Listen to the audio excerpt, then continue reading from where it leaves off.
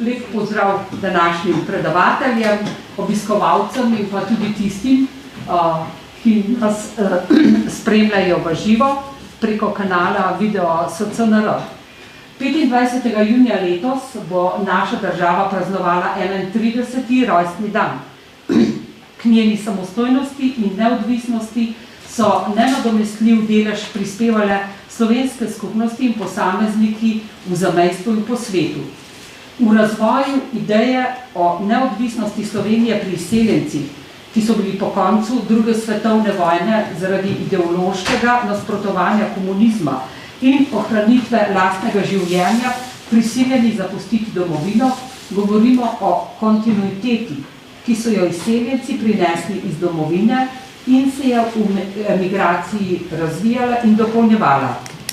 Čeprav je bil vpliv izseljencev na Slovenijo zaradi cenzure, tiska in omejevanja osebnih stikov strani povojne oblasti omejen, pa govorimo o razvejani literarni, znanstveni in publicistični dejavnosti, ki so jo razvili emigranti v tujini in preko katere je v matično domovino le uspel priti idejni, politični in duhovni vpliv o zavedanju in potrebi po lastni državi. Današnji znanstveni posvet nam bo skozi prizmo narodno-političnih programov v zamejstvu in po svetu odstiral smernice razvoja slovenske državnosti, ki so se po koncu druge svetovne vojne pojavile med izseljenci. Ob dejavnih posameznikih in številnih slovenskih skupnosti se bomo seznanili z delovanjem povojne politične imigracije v luči razvijane ideje o samostojni, neodvisni in suvereni državi Sloveniji. Organizator znanstvenega posveta je Študijski center za narodno spravo v sodelovanju s Slovensko matico. Izvedbo posveta pa je podprl Urad Vlade Republike Slovenije za Slovence v zamejstvu in po svetu, za kar se mu iskreno zahvaljujemo. K besedi vabim dr. Tomaža Ivešiča, direktorja Študijskega centra za narodno spravo, nato pa bo posvet, ki je razdeljen v dva panela, moderiral dr. Damjan Hančič, sodelavec Študijskega centra za narodno spravo. Izvolite. Spoštovane kolegice in kolegi, dragi referentje, lepo pozdravljeni. Se opravičujem, ker vas bom nagovoril sede, ampak sem bil naprošen zaradi vseh silnih mikrofonov pred mano. Torej, lani smo obeležili 30-letnico obstoja samostojne neodvisne Republike Slovenije. Lahko trdim, da se je organiziralo precej dogodkov na omenjeno temo, vendar se mi je pa zdelo, da je tematika porajanja in oziroma ali ohranjanja ideje o samostojni neodvisni Sloveniji med emigracijo bila nekako pozabljena. Ne sicer popolnoma, saj je Urad Vlade Republike Slovenije za Slovence v zamejstvu in po svetu s kratkimi prispevki na družabnih omrežjih opozarjal na ta segment, kakor seveda tudi izseljenska društva.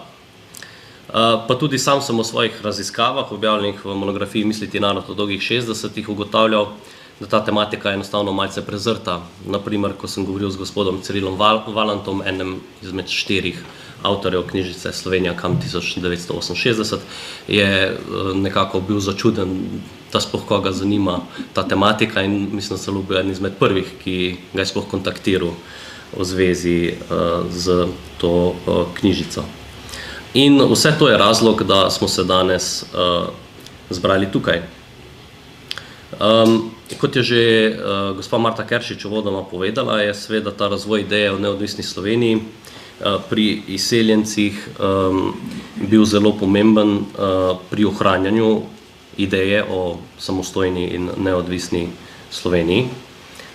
Med begunci je bilo seveda veliko število intelektualcev in vodij predvojnih demokratičnih strank, kar je še dodatno vplivalo na oblikovanje več različnih političnih misli glede prihodnega državnega statusa Slovenije. Iz tega izhaja, da je bilo izseljenstvo tisti dejavnik, ki je spodbudilo in kazalo smernice nastajanja slovenske države in sprejemljive rešitve za suvereno in samostojno državo. Čeprav je bil vpliv izseljencev na Slovenijo zaradi cenzure tiska in seveda omejevanja osebnih stikov strani povojne oblasti omejen, govorimo o zelo razvejani in živahni dejavnosti, ki je kljub omejitvam vseeno uspela prodirati tudi v matico.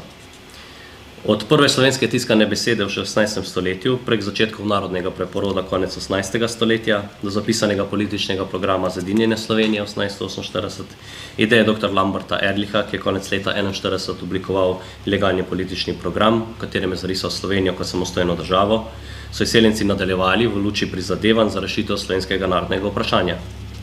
Znotraj emigracije sta se oblikovala dva ključna narodno-politična programa, ki sta se precej razlikovala v iskanju rešitev prihodnjega državnega statusa Slovenije, hkrati pa sta imela oba namen vzpostavitev samostojne, neodvisne in demokratično urejene slovenske države. Skupni imenovalec obeh delov je bil tudi protikomunizem in obsodba njihovega totalitarizma ter nasprotovanje škodljivim vplivom, ki so bile posledica centralistične politike jugoslovanske zvezne vlade. Jugoslovanska tajna policija, po narodelu UDBA, je seveda spremljala dogajanje in ga skrbno kontrolirala. Dovolite mi, da uvodoma še počrtam zgodovinsko dejstvo, in sicer vloga duhovščine pri razvoju ohranjanja ideje v samostojni državni tvorbi, od Matije Majerja Zilskega, Antona Korosca, Lamberta Ehrlicha do Franceta Dolinarja. Prepričan sem, da bomo danes slišali mnogo novega na omenjeno temo, za kar se vsem sodelujočim iskreno zahvaljujem. Hvala tudi soorganizatorju Slovenski matici ter Uradu Vlade Republike Slovenije za Slovence v zamejstvu in po svetu za finančno podporo današnje konference.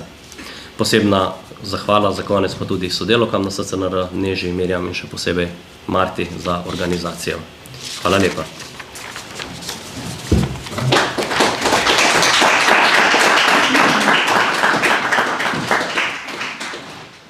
Prav lepo pozdravljeni na znanstvenem posvetu.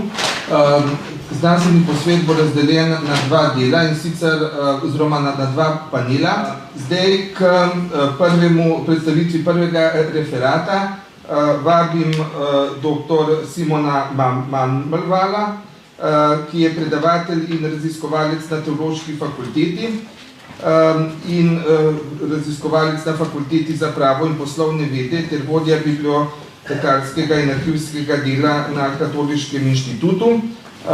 Predstavil bo referat Misel o samostojni Sloveniji in arhiv Studija Slovenika. Prosim. Vse skupaj lepo pozdravljam in se zahvaljujem organizatorjem za vabilo. Naslov moje predstavitve, mojega referata je Ideja samostojne Slovenije in arhiv Studija Slovenika. Začnimo pri splošni okoliščini, da gre pri celotni zgodbi za avantgardno idejo.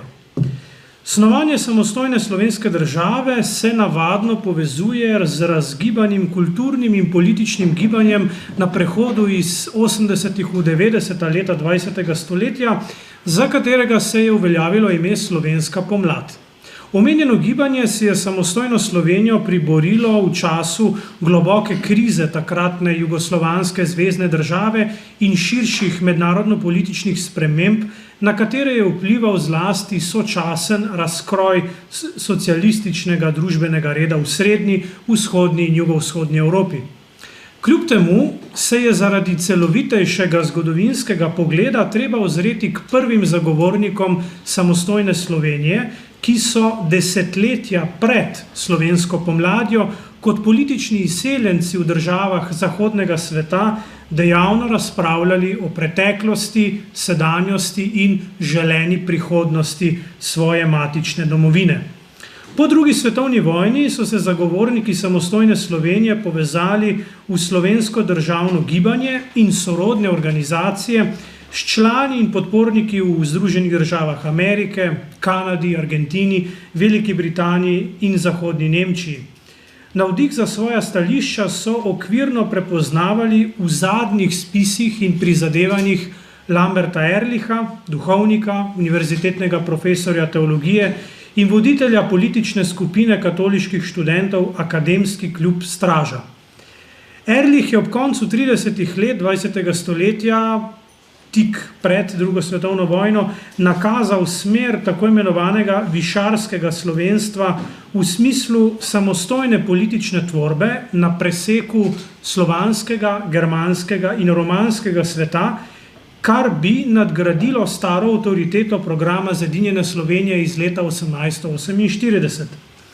Med prvimi zagovorniki ideje samostojne Slovenije, ki želene polne državnosti matične domovine sicer niso dočakali, je primerno izpostaviti Franca Jezo, delujočega v Trstu, Franca Dolinarja, delujočega v Rimu, Rudo Jurčeca, delujočega v Argentini in predvsem Cirila Žebota, delujočega v Združenih državah Amerike. Skozi njihova besedila in politične nastope se odraža utemeljevanje geografske, gospodarske in kulturološke smotrnosti slovenskega odhoda iz jugoslovanskega zveznega okvira.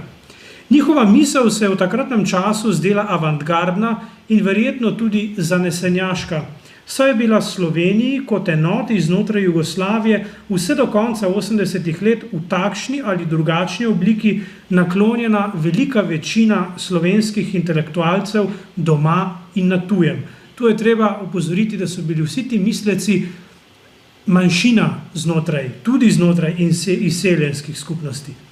Med tovrstnimi objavami, programskimi teksti, je vredno omeniti vsaj brošuri Slovenska državna misel od Franca Dolinarja 1948, Slovenija 1968 KAM, skupina Y slovenskih akademikov, leta od 1968 išlo, ter vsebinsko bogato Žebotovo avtobiografsko monografijo z naslovom Neminljiva Slovenija iz leta 1988. Premaknimo se k Žebotovemu prispevku. Ideja samostojne Slovenije je svoje prvo opaznejše javno obeležje dobila leta 1946, ko je Žebot v Rimu ustanovil akcijski odbor za zedinjeno in suvereno slovensko državo, ki je bil v njim mišljen kot poskus povezovanja Slovencev proti revolucionarnim silam v domovini. Organizacija ni dosegla svojega namena, saj je Pariška mirovna konferenca zelo kmalu priznala Titovo Jugoslavijo in odpravila možnost za nastanek samostojne in demokratične Slovenije.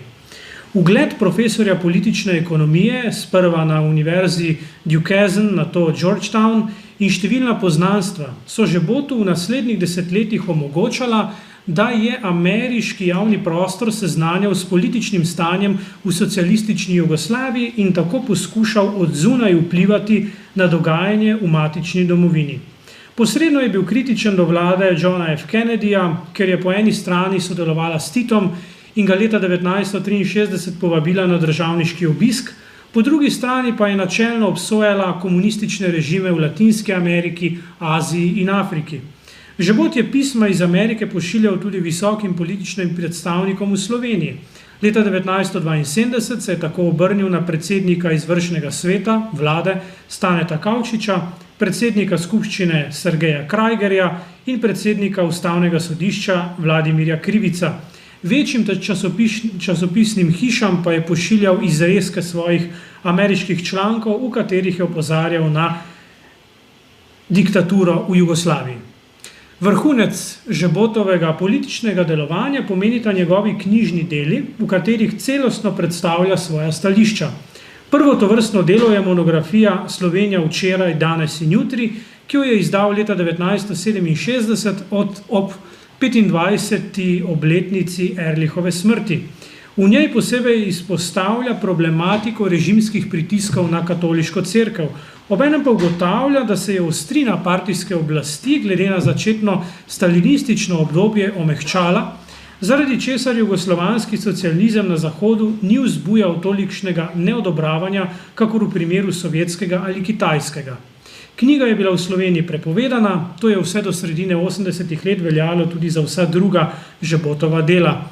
Ob koncu svojega življenja je napisal že omenjeno monografijo Neminljiva Slovenija, v kateri se z avtobiografskega zornega kota posveča slovenski zgodovini od propada Avstro-Ogrske monarhije do konca 80-ih let. Žebota je mogoče posredno označiti za enega od očetov samostojne slovenske države, ki pa je, tako kakor drugi sorodni misleci, pri obravnavi sodobne slovenske idejne zgodovine še vedno razmeroma skromno osvetljen. Naslednji sklop je posvečen arhivski zbirki Studia Slovenica.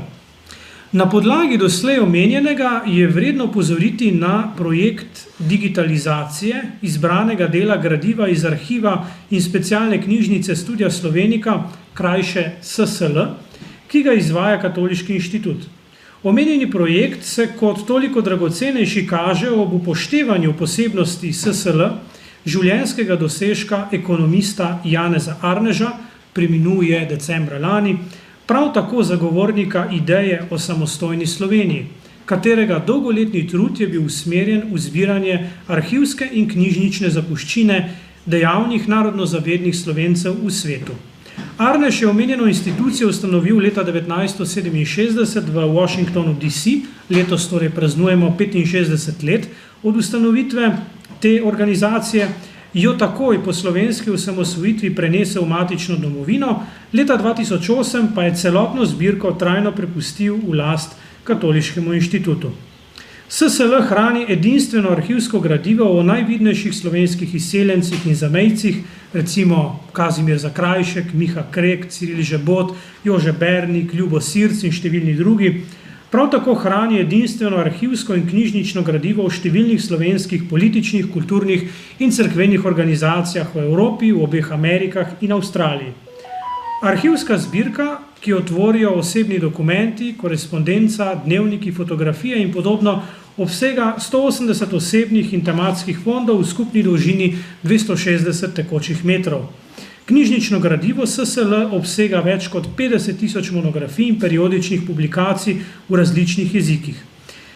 Zbirka SSL hrani tudi zbirko umetniških del kiparja Franca Goršeta in vrsto raritet iz povojnih begunskih taborišč.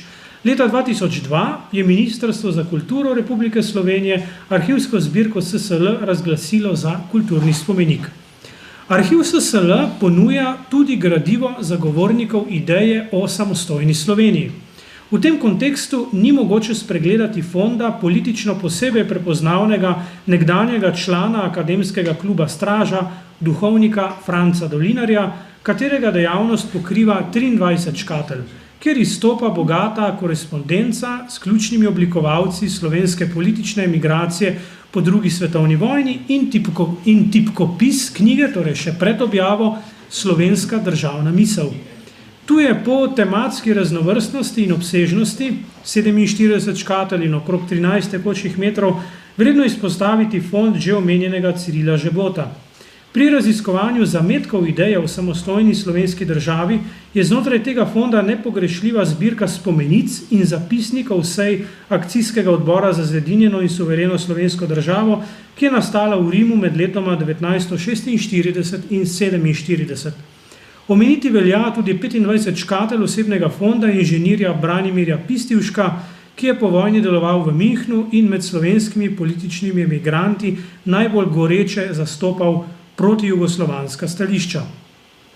Prav z namenom odstiranja manj znanih poglavij slovenske zgodovine je Katoliški inštitut v sklopu projekta digitalizacije poskrbel za javno objavo in spremni komentar nekaterih posebej zanimivih besedil, ki jih Žebot zaradi osebnih ali širših družbenih okoliščin ni mogel uradno izdati za časa svojega življenja. Gre za 3 brošure.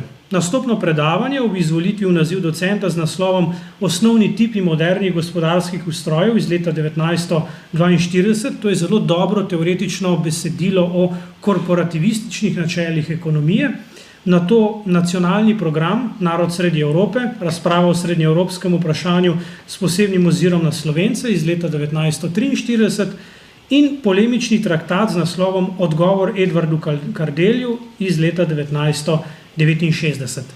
Sledi še zadnji sklop, srednjeevropska vizija zagovornikov samostojne Slovenije, ideje o samostojni Sloveniji. Med omenjenimi deli je v luči zgodnjega nastanka, idejne bližine z Lambertom Ehrlichom in vplivom na kasnejše načrte ključna v sodobni slovenski javnosti skoraj neznana brošura Narod Srednje Evrope, ki jo je Žebot sestavil pod psevdonimom Borut Bober, pri čemer je sodeloval z anonimnimi pisci iz Akademskega kluba Straža. V razpravi je predstavljen načrt o družbeno-politični ureditvi Slovenije po drugi svetovni vojni. V skladu s takratnimi avantgardnimi predstavami o slovenski državnosti zunaj jugoslovanskega okvira, ki so jih širili intelektualci iz Ehrlichovega kroga, v delu razvija idejo o bodoči ustanovitvi Srednjeevropske zveze slovanskih držav. Ta naj bi predstavljala obrambo pred ponovnim vzponom germanskega sveta in zagotavljala politično ter gospodarsko raznovesje v celotni Evropi. Zveza naj bi se raztezala od Baltskega do Egejskega morja in združevala zlasti severne in južne slovanske narode, in sicer Poljake, Čehe, Slovake, Slovence, Hrvate in Srbe. V zvezo bi bili zaradi gospodarskih in strateških razlogov vključeni tudi Madžari in Albanci. Ureditev zveze bi bila konfederativna z doslednim priznavanjem narodne samobitnosti vseh vključenih držav. Po mnenju Žebota in sodelavcev bi bila za Slovence vključenost v Srednjeevropsko zvezo držav izrednega pomena, saj naj bi ponujala rešitev prizadevanj za narodno samobitnost, ki se vije skozi celotno slovensko zgodovino. Slovenski narod naj bi bil dolga stoletja, od srednjega veka in vse do razpada Habsburške monarhije, žrtev poskusov germanizacije. Slovenci so nato svoj narodni razcvet želeli doseči v prvi Jugoslaviji, a se to ni uresničilo zaradi unitarističnih silnic v skupni državi. Slovenski narod, tako Žebot, je ponovno in morda najbolj tragično doživel nemško nasilje med okupacijo svojega ozemlja, ko je po prepričanju pisca med Slovenci dokončno dozorelo spoznanje, da med južnimi in severnimi slovanskimi narodi ne sme biti več prostora za nemško državo, zato jo je potrebno gospodarsko, mednarodno politično in prostorsko omejiti. Žebot je tako v političnem povezovanju sorodnih srednjeevropskih narodov videl zgodovinsko priložnost za narodni razvoj Slovencev v smeri združevanja vsega slovenskega ozemlja in krepitve njegove gospodarske, kulturne in politične moči. Žebotova vizija o polnopravni slovenski državnosti retrospektivno lahko velja za naivno, za nasenjaško, pomeni pa nadgraditev Ehrlichovih idej in pot k postopnemu oblikovanju ideje o samostojni Sloveniji, obenem je v njej mogoče prepoznavati zametke poznejših načrtov o združeni Evropi v ožjem smislu, danes aktualne, tako imenovane višegrajske skupine držav, Poljska, Češka, Slovaška, Madžarska, katere vzpostavitev sega v nedavno preteklost. Zanimivo je, da se je prav sredi 20. stoletja pod vplivom geopolitičnega spopada med nemško in rusko oziroma sovjetsko velesilo v času druge svetovne vojne oblikoval kulturno-geografski koncept vzhodne srednje Evrope, East Central Europe. To je pojem, ki je danes uveljavljen v zgodovinopisju, pa tudi v mednarodnih oziroma politoloških študijah. Izvira pa prav iz tistega časa, tako da Žebot tu širše gledano ni nobena izjema. Njegov utemeljitelj tega pojma vzhodne srednje Evrope je ugledni poljski zgodovinar in katoliški konzervativec Oskar Halecki, umrl je leta 1973.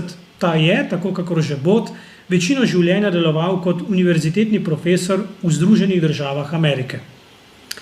Prav Žebotova srednjeevropska vizija odpira smiselnost primerjave z drugimi zagovorniki samostojne Slovenije med političnimi izseljenci. Vsem je skupno dajanje prvenstva slovenski narodni identiteti in slovenskim interesom, ki naj bi jih jugoslovanska zvezna država ovirala že v povsem pragmatičnem gospodarskem smislu, drugotno tudi kulturnem, še najbolj pa zaradi nedemokratične oblasti oziroma socialistične ideologije.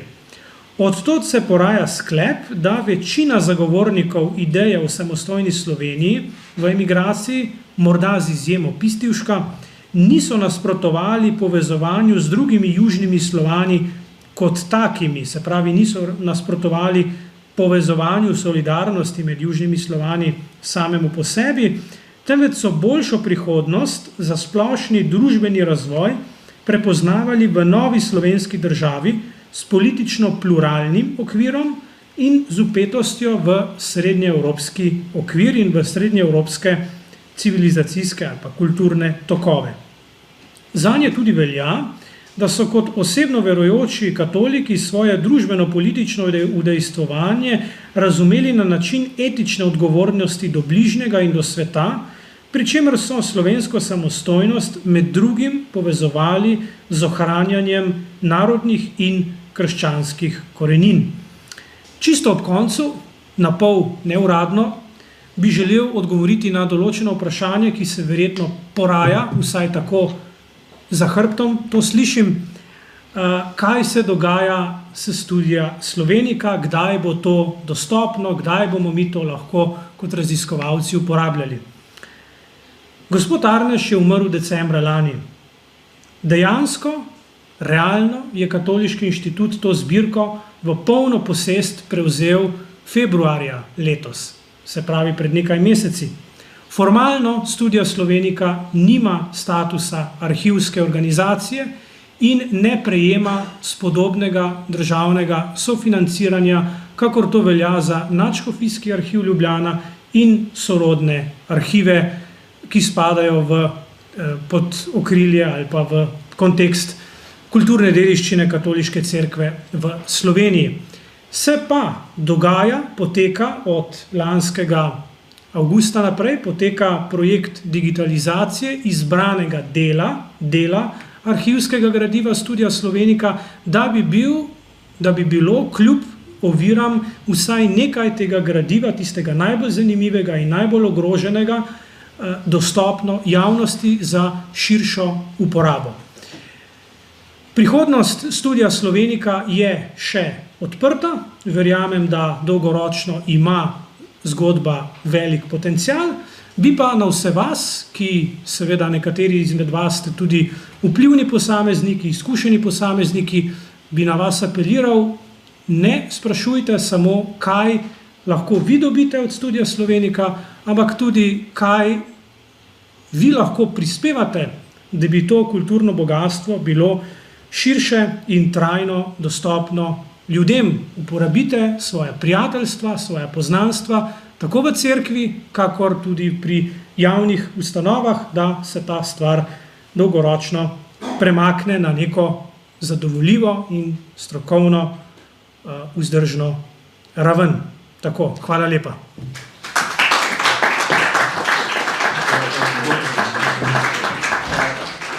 Lepo se zahvaljujem dr. Simonu Manjvanu za res izčrpen in zanimiv referat.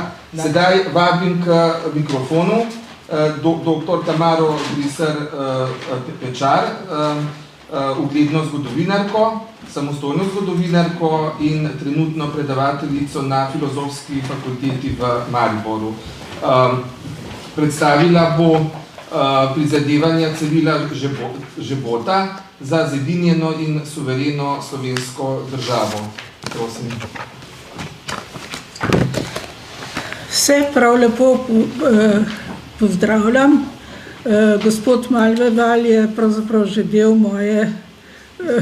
mojega referata povzel. Upam, bom skušala to spustiti. Ekonomist Ciril Žebot je bil eden od najožjih sodelavcev duhovnika in profesorja na Teološki fakulteti Lamberta Ehrlicha in član straže. Lambert Ehrlich je vse od Pariške mirovne konference intenzivno se posvetil slovenskemu narodnemu programu. Jeseni leta 1941 pa je pripravil dokument s naslovom Slovenski problem, ki je bil poslan slovenskim zastopnikom v Londonu in Ameriki. Objavil ga je šele po Ehrlichovem umoru Ciril Žebot in pozneje tudi v svoji knjigi Neminljiva v naša vez leta 50 in potem pa tudi še v Neminljivi Sloveniji. Žebot je Ehrlichu pomagal sestavljati poročila o razmerah v sosednji Sloveniji med drugo svetovno vojno in načrte za zedinjenje in gospodarsko obnovo Slovenije po drugi svetovni vojni. Sam pa je v ilegali napisal, kot smo že slišali, Narod sredi Evrope, ki je bila objavljena leta 1942 pod psevdonimom Boris Bober. Bil pa je tudi urednik podtalnega glasila Slovenija in Evropa v letih 1941 in 1942, v katerem so išli tudi prispevki o slovenskem narodnem vprašanju, pa tudi o nacističnem in komunističnem nasilju. Ko je bil že v Rimu, je leta 1944 šla tudi njegova knjiga Sovjetsko narodno gospodarstvo, ki jo je napisal že pred vojno, pa se je izdaja zaradi vojnih razmer zavlekla. Služba državne varnosti, torej UDBA, je vse do prevrata budno spremljala politične imigrante, prav posebno pa Cirila Žebota oziroma Petra, kot je bil njegov psevdonim za interno uporabo v letih 68 do 89, prej pa je bil njegov psevdonim Ilče Dravski. Zbirali so njegova pisma, informacije vseh vrst, pričevanja, njegove in ženine zveze doma in v tujini z naslovi in kratkimi karakteristikami in tako naprej. Arhivski fond je zelo obsežen in hvala Bogu se je tudi ni bil uničen. Na teh seznamih so bili vidni predstavniki slovenske imigracije in duhovščine, sorazmerno veliko gradiva je iz 40 let, veliko manj iz 50 v Ameriki, največ gradiva pa iz zadnjih 3 desetletij pred njegovo smrtjo. V letih 80 do 89 mu je sledilo 15 sodelavcev UDBE, tako sta registrirana vira, naprimer pod psevdonimom Klerik in Ignac, pa drugi tudi seveda. Opravili so informativne pogovore, kot so oni temu rekli, z ljudmi, ki so imeli stike z njim. Nekatere so uradni povabili spet pod narekovaji na pogovor, s drugimi pa so imeli neformalne pogovore. Kako dobro so potem počistili za seboj, kaže dolg seznam seveda uničenega gradiva. Ciril Žebot se je rodil v Mariboru leta 14, v družini, ki je izhajala iz Šentilja. Njegov oče je bil zadnji podžupan mesta Maribor in torej je bil, Gestapo ga je zaprl in poslal v Dachau. Marca 1944 je na intervencijo Cirila Žebota, ki je bil takrat že v Rimu, in na intervencijo Vatikana bil izpuščen, potem pa so ga Nemci spet zaprli decembra 1944 in je v Dachau tudi umrl. Žebot sam je že na klasični gimnaziji si pridružil Slovenski dijaški zvezi, bil je tudi član Orla, že na začetku študija je spoznal jeseni 32 profesorja Ehrlicha, ki je seveda močno zaznamoval njegovo osebno in politično pot. Potem je diplomiral 36 in leto dni pozneje doktoriral, študiral je v Parizu in Milanu in med študijem se je seveda priključil Ehrlichovemu krogu in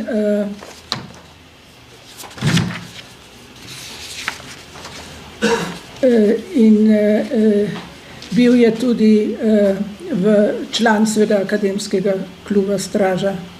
Stražarji so bili izrazito protikomunistično usmerjeni, ampak tudi izrazito proslovensko. Bil je med ustanovitelji glasila Straža v Viharju in se zavzemal tudi za izpopolnitev Ljubljanske univerze. Že ko je izbruhnila vojna, je bil v Beogradu in bil je takrat sourednik gospodarske revije pri Narodni banki in naj bi spremljal ministra Kulovca z vlado v tujino.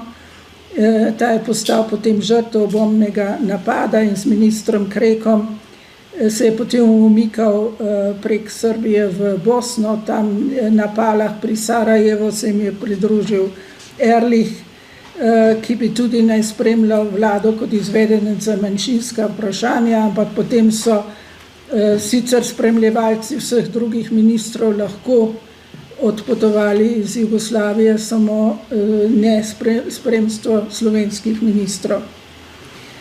Žebot bi skoraj delil usodo svojega profesorja, ki ga je voz umoril 26.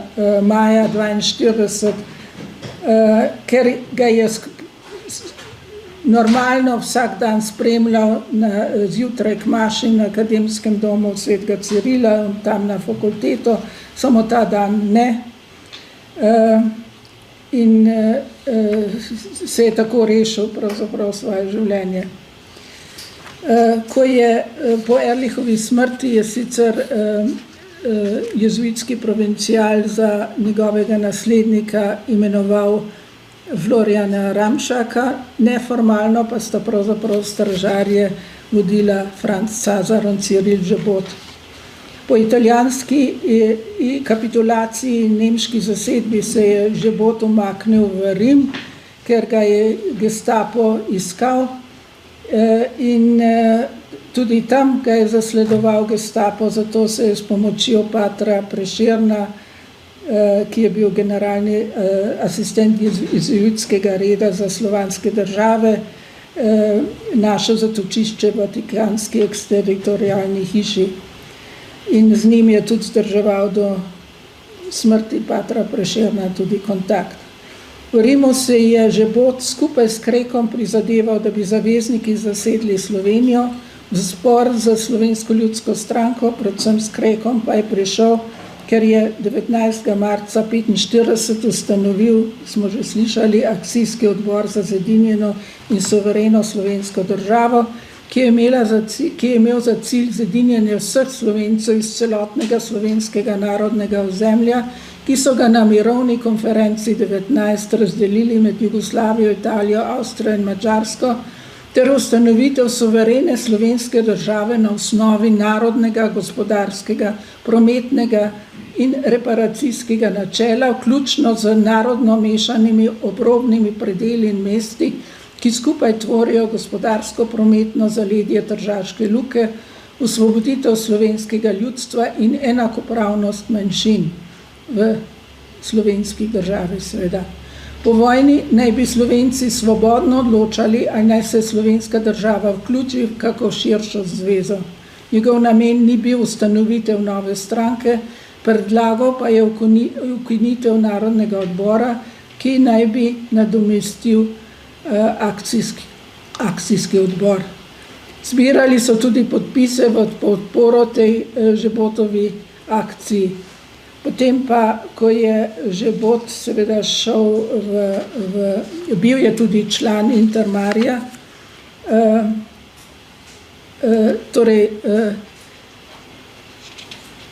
napovedali so, da pripravljajo gibanje za zedinjeno Slovenijo med vsemi Slovenci in da zato želijo pridobiti tudi svetovno javnost.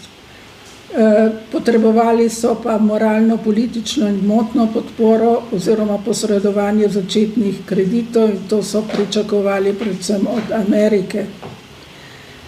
Upali so tudi, da dobijo del inventarja, ki ga je ameriška vojska pustila v Evropi.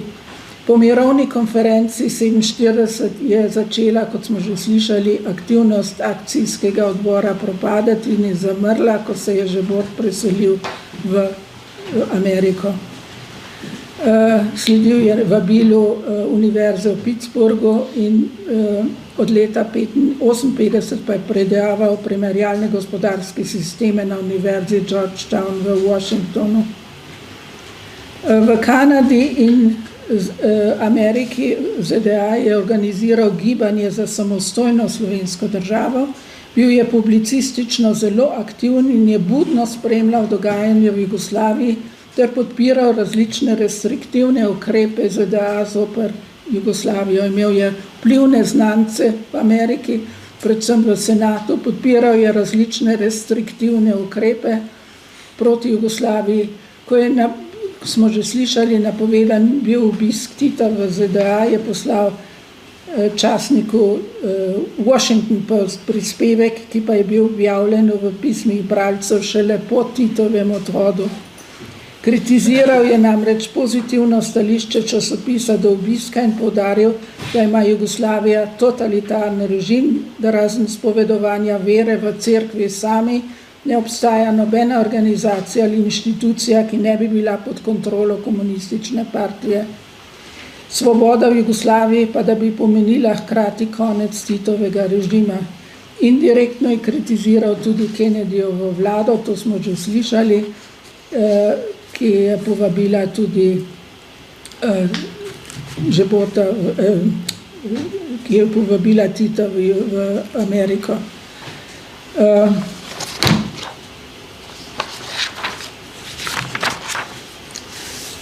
V imenu Gibanja za svobodno Slovenijo je tudi potem protestiral direktno pri Kennedyju. Pismo je bilo objavljeno v prvi številki Samostojne Slovenije za leto 1963.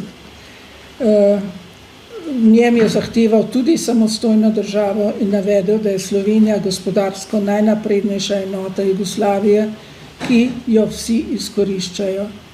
To pismo je bilo poslano tudi nekaterim članom kongresa in senatorjem, tako senatorju Lavšetu, s katerim je imel prijateljske zveze, in ta ga je uvrstil med Congressional Records.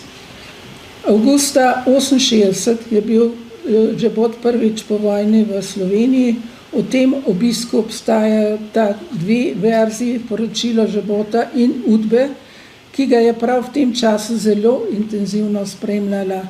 Pripravljal je namreč študijo z naslovom Praga, Bratislava, Ljubljana. Hotel je primerjati razvoj Jugoslavije in drugih držav srednjo-vzhodne Evrope, in čeprav je imel veliko zunanjih in notranjih virov in je dobro poznal jugoslovanski režim, so v Ameriki pričakovali, da avtorji obiščejo dežele, ki jih opisujejo. Najprej je potoval v Prago, bil je to čas praške pomladi, ko je komunistična partija Čehoslovaške z generalnim sekretarjem Aleksandrom Dubčkom na čelu skušala doseči liberalizacijo in demokratizacijo. Seveda ni načrtovala prevrata ali obnove kapitalizma, v mislih je imela socializem s človeškim obrazom. Najvažnejša pridobitev je bila odprava cenzure. V tem je, kot ugotavlja Žebot, januarska Čehoslovaška močno prednjačila pred Jugoslavijo.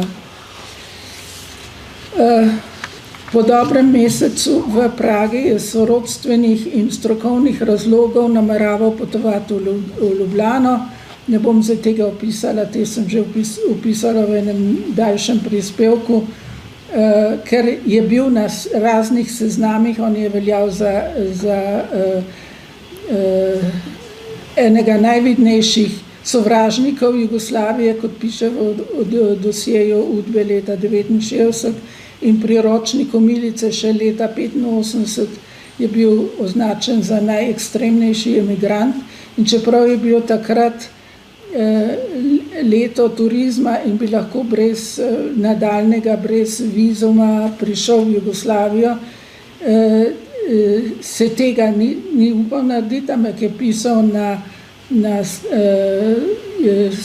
predsednika izvršnega sveta Staneta Kavčiča in je tudi predno je prišel v Jugoslavijo na Koroškem dobil potem tudi dovoljenje, da lahko pride v Jugoslavijo. Seveda so ga spremljali po prihodu v Ljubljani ves čas. Kavčič je takrat bil z Titom na obisku na Čehoslovaški, se nista srečala.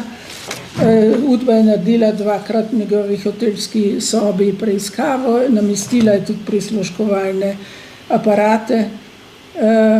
Seveda je hotel govoriti s Kavčičem, pa tudi z drugimi gospodarstveniki o gospodarskem in socialnem napredku v Sloveniji, pomanjkanju davčne samostojnosti, pomanjkanju sredstev za investicije, o potrebi tujih investicij in tehnične pomoči, o turistični nerazvitosti in tako naprej. Udba je vsa ta vprašanja tudi v njegovem preiskavi njegove sobe, to hotelske, tudi našla. Seveda, kako nevarno je to, je potem Janez Vipotnik, sekretar Okrajnega komiteja Zveze komunistov Slovenije, po Kardeljevi smrti šele razkril, ker je Kardelj ni bil poučen o tem, da Žebot prihaja, bil je takrat na enem sestanku, ali kaj so že imeli na Bledu, in ko je bil obveščen, je rekel, da ga je treba takoj zapreti, ampak ker mu je bilo potem rečeno, da je imel dovoljenje izvršnega sveta, je potem seveda rekel, da ga je treba čim prej ekspedirati čez mejo, to so to pol tudi naredili. Zdenko Rotar je potem v svojih padlih maskah napisal, da je bil Kardelj izredno do skrajnosti nejevoljen in vznemirjen. Leta 1969, potem je seveda Žebotu so rekli, da mora zapustiti Slovenijo, kar je naredil preko Trsta, tudi tam so ga spremljali in leta 1969 je potem nameraval spet priti, pa mu ni uspelo. Zaradi Žebotovega obiska v Sloveniji, njegove knjige Slovenija včeraj, danes in jutri, ki je leta 1967, ko smo šli, prva knjiga je šla v Celovcu, časopis Delo jo je karakteriziral kot umazan belogardistični pamflet, ter člankov v Slovenski državi je med njim in nekaterimi drugimi emigranti prišlo do nesoglasij. Očitali so mu, da je hotel paktirati z oblastjo v Jugoslaviji, seveda pa so bila razhajanja med stražarji in SLS že med vojno. Šlo je predvsem za povojno ureditev, torej jugoslovanska ali slovenska rešitev, Srednjeevropska zveza, o tem smo tudi že nekaj slišali, pa tudi jaz sem že pisala o tem. Vodstvo SLS so močno motila stališča v knjigi Narod sredi Evrope, ki jo je izdal Ciril Žebot, kot smo že rekli, leta 1942, v kateri Jugoslavija ni bila omenjena. Udba je zabeležila, da so izrazili nesoglasje z Žebotovem obisku Miloš Stare, Mirko Javornik in Rudo Jurčec, ampak Stare je vseeno napisal, ga je označil za idealista. Ja, težko. V emigraciji naj bi se dogovorili, da ne hodijo v Jugoslavijo, ker niso priznavali vlade. Andrej Rot pa je poudarjal v korespondenci, ki jo je izdal med Dolinarjem in Jurčecem, da so bile za migracijo najpomembnejše žrtve komunističnega režima, ki so, citiram, postale temelj politične skupnosti, načela, od katerega ni bilo mogoče odstopati. Žebot pa je zastopal mnenje, ki ga je objavil v Slovenski državi že pred prihodom, namreč da gospodarski položaj sili Jugoslavijo spremembe, da bodo morali pristati tudi na uvedbo večstrankarskega sistema, na tak način pa, da se bo zdrobila partija, ker ni časa to zdaj še bolj podrobno opisati. Morali bi tudi govoriti o cestni aferi, ki je tudi bila nasmerjena proti Žebotu in seveda tudi proti Stanetu Kavčiču, in o odgovoru Edvardu Kardelju, kot smo že slišali, moram zaključiti, seveda.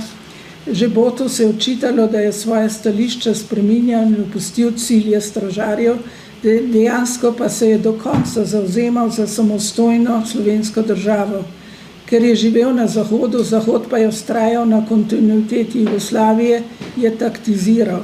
Upoštevati je moral celotno jugoslovansko problematiko, njegov cilj pa je bil od začetka v Dravski Banovini, potem v Rimu, v ZDA, vse do konca upostavitev samostojne slovenske države. Na zasedanju v Slovenskem domu v Clevelandu je Žebot leta 1986 ocenil, to vemo zaradi tega, ker je Udba to vse zabeležila, da mora emigracija podpreti novo vrenje v domovini, citiram seveda, da so Slovenci odločno proti novemu centralizmu in da lahko gospodarstvo vodijo sami. Omeniti bilo treba še, da je leta 1970 sestavil neke vrste Majniško deklaracijo, za katero so tudi zbirali podpise, veliko stražarjev to podprlo. Ampak Prosil je Mohorjevo založbo Celovcu, da izda brošuro, da bo tudi dosegljiva v Sloveniji, kar pa se ni zgodilo. So rekli, da zaradi preobremenjenosti ne, dejansko pa je bil vzrok, da je deklaracija napadala režim. Torej, rekla sem že, da je Ciril Žebot imel prijateljske odnose s senatorjem Francetom Lavšetom, ki je bil slovenskega porekla, posredoval je številne spomenice v Belo hišo, na zunanje ministrstvo in v kongres, zapustil je precej obsežno publicistično delo, številne strokovne knjige ter politične in gospodarske prispevke, izdal je 2 knjigi Slovenija včeraj, danes in jutri, in Nemenljivo Slovenijo, malo pred svojo smrtjo, ki se posveča obdobju slovenske zgodovine od leta 18 naprej. Umrl je 9. januarja 1989 v Washingtonu, kot je napisala po njegovi smrti Svobodna Slovenija, je poleg številnih prispevkov Žebotu treba, citiram na koncu, v čast priznati zasluge vsaj za 4 izmed številnih mnogostranskih akcij, za katere se je neutrudljivo zavzemal: ustanovitev ameriškega centra v Ljubljani, intervencije pri ameriški vladi in kongresu za obnovitev ukinjenih slovenskih oddaj Glasa Amerike, prizadevanja pri mednarodni organizaciji Amnesty International v Londonu v korist tedaj zaprtih političnih obsojencev v Sloveniji, in delo za slovensko kapelo v Washingtonu. Vse te akcije, prve 2 s podporo senatorja Lavšeta, so bile kronane s popolnim uspehom in so danes živi spomenik pokojnemu. Hvala lepa.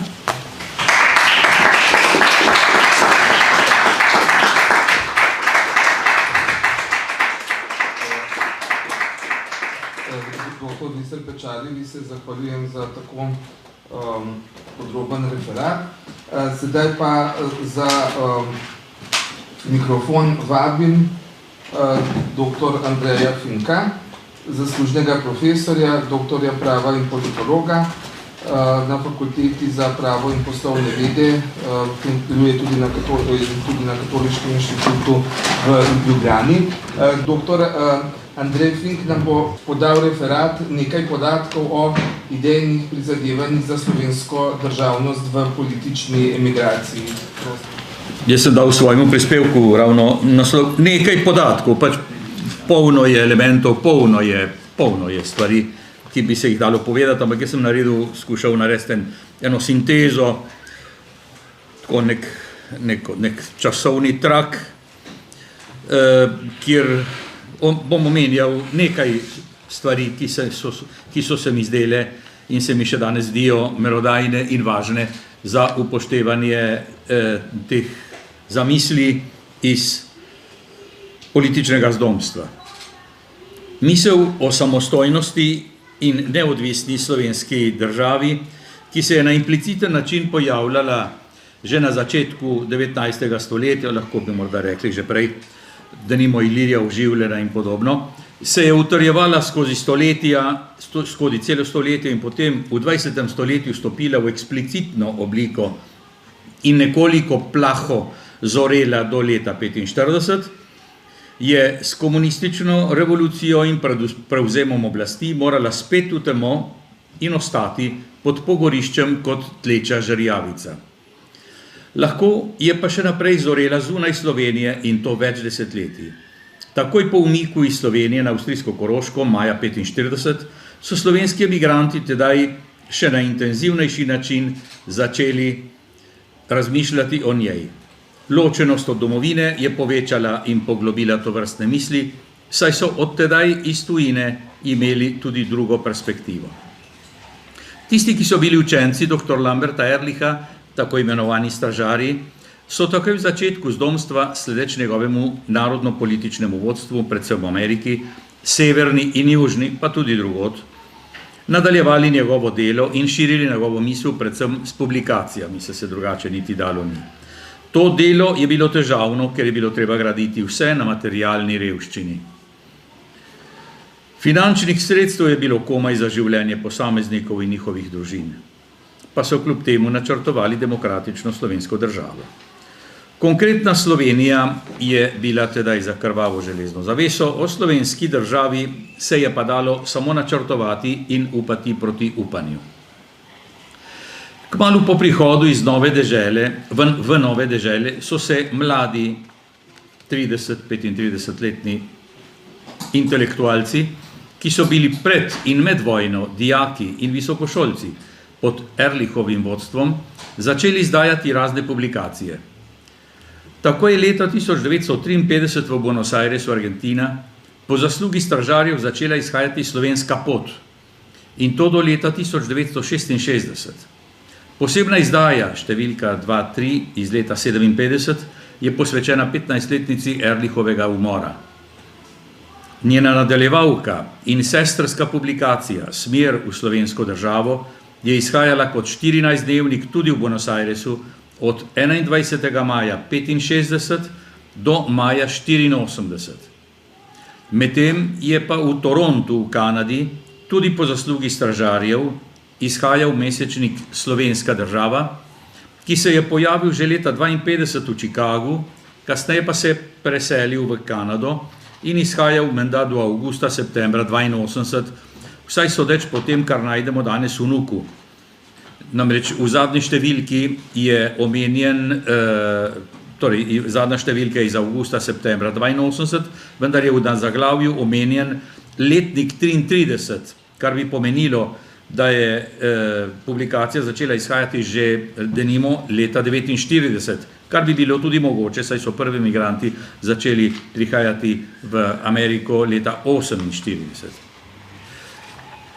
Pregled teh publikacij kaže na izredno bogastvo misli in hotenja po slovenski državi. Mnogo teh številk sem osebno kot mlad fant v rokah imel in jih prebiral. K nam na dom so prihajale preko očeta, ki so mu jih posojali prijatelji, čeprav moj oče ni bil stražar, moj oče bil mladec, ampak je vse je šlo povsod in so torej tudi njemu posojali prijatelji te publikacije, saj so krožile iz roke v roko. Ker so revije bili mesečniki ali 14-dnevnik, snov ni nikoli bila zastarela.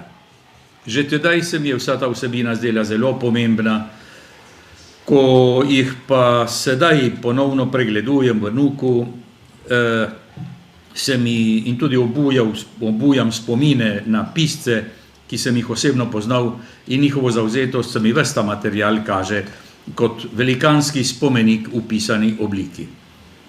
Za zgodovinarja, raziskovalca in iskalca temeljev današnje slovenske države je to pravi raj, ki je dosegljiv vsakomur.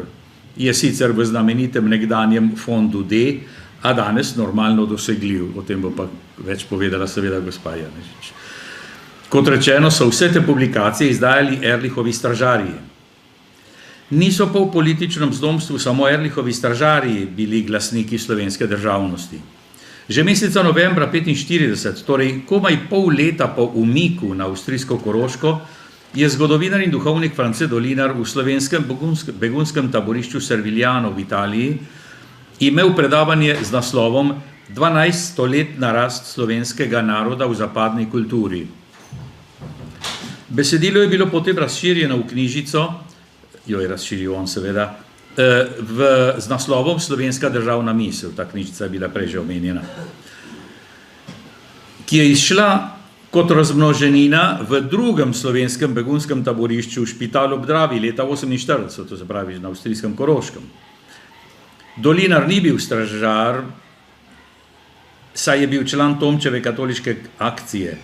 Bil pa je še kot srednješolec zavzet za slovensko državnost.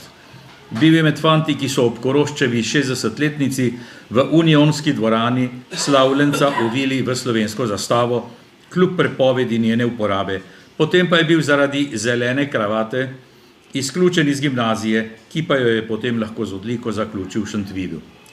Leta 1948 je pripravil teze k slovenski politiki, ki naj bi bile objavljene v prvi številki koledarja tednika Svobodna Slovenija, ki je potem desetletja izhajal letno v Buenos Airesu. A te teze niso zagledale belega dne, ker so izdajatelji koledarja ostajali na tradicionalni jugoslovanski liniji. Te teze pa lahko kljub temu najdemo danes, skupaj z drugimi temeljnimi spisi Franca Dolinarja, v obširni knjigi Slovenska katoliška obzorja, ki je posthumno izšla po prizadevnosti njegovih prijateljev v Buenos Airesu v Argentini, v založbi Slovenske kulturne akcije leta 1990, torej leto pred demokratizacijo in osamosvojitvijo. Knjiga ima okoli 700 strani, od tega je pa skoraj polovica posvečena snovi, ki se izrecno dotika slovenske državnosti. Ta knjiga je ena izmed biserov emigrantskega intelektualnega ustvarjanja, jih je sicer veliko, ampak ta je ena izmed glavnih, bi rekel. Dolinar je skoraj ves čas svojega življenja živel v Rimu in vse do svoje prezgodne smrti leta 1983, torej najbolj zrela in produktivna leta, delal na podlagi slovenskega koncepta, čeprav ni vedno izrecno pisal pod tem naslovom. Naj posebej poudarim Dolinarjevo nadvse važno tezo iz omenjene knjižice, Slovenska državna misel, da je namreč slovenska politična samostojnost zgrajena na slovenski kulturi. Mimo političnih ustanov, ki jih pretežno Slovenci dolga stoletja nismo imeli. Obstali smo pa politično in danes tudi mednarodno politično, ker smo do tega prišli po ovinku kulture, kot on sam pravi noter v enem izrazu. A je to je seveda tema zase. Ruda Jurčec je že leta 1954 v zborniku Vrednote, ki je takrat izšel v Buenos Airesu, napisal prispevek z naslovom Oblikovanje slovenske državne misli, ki je napisan iz kulturno-političnega vidika. Pisal je, da mora biti slovenski državni ideal postavljen nad ideale in programe ali program ene same stranke, njegovo uresničevanje je treba pa izročiti narodu v celoti, kot njegova last. Nekako preroško veže slovensko narodno vprašanje na uresničitev mednarodnega sožitja, kar se je pokazalo leta 1991. Istega leta 1954 je bila v Buenos Airesu ustanovljena slovenska organizacija, kulturna organizacija, ki je sicer s sedežem v Argentini povezovala vso slovensko kulturno dejavnost diaspore. Predsedoval je isti Ruda Jurčec. Imela je za kulturno podlago vse, kar je temeljno in širše slovenskega. Imenovala se je s preprostim formalnim imenom Slovenska kulturna akcija, ki še deluje. Izdajala je 14-dnevnik s preprostim imenom Glas slovenske kulturne akcije. Po vsebini je bil pa nabit s podatki o kulturi slovenski in univerzalni, a s temelji v vsem, kar je slovenskega. Če danes človek gleda tisto revijo, tisti 14-dnevnik, je kar težko brati. Vrstice so tako nabite, vse je tako nabito, da je danes mene stane tisto brati. Ampak zanimivo je bilo to, pač skušali so noter spraviti čim več in je bilo res ogromno materijala noter, vedno. Jaz sem tisto prebiral kot srednješolski študent z velikim veseljem in občudoval tisto in je bilo tisto del mojega življenja, no, vse še danes. Torej, po vsebini je bil nabit s podatki o kulturi, to sem že. Tu ponavljam, kar sem pravkar dejal prej o naši političnosti po ovinku kulture.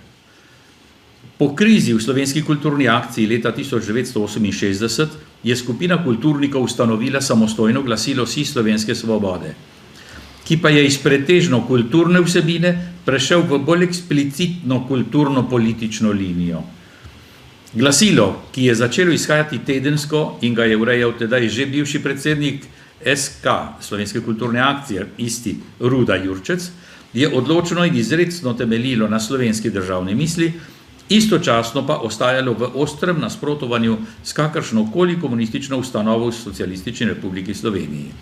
Glasilo je izhajalo do leta 1980. Pokojni oče mi je zapustil popolno zbirko, ki jo hranim tudi doma v Ljubljani. Leta 70 je to glasilo z datumom 31.5. ob 25-letnici slovenskega velikega povojnega pomora in odhoda v tujino objavilo daljše programsko besedilo, naša izjava, v kateri v zvezi s slovensko državnostjo pravi dobesedno. Je daljša, je dve strani dolga, zelo kondenzirana, pa vendar glede slovenske državnosti izvzamem sledeč citat. Zato odločno terjamo, da se prizna slovenskemu narodu pravica do državno-pravne samostojnosti in politične neodvisnosti.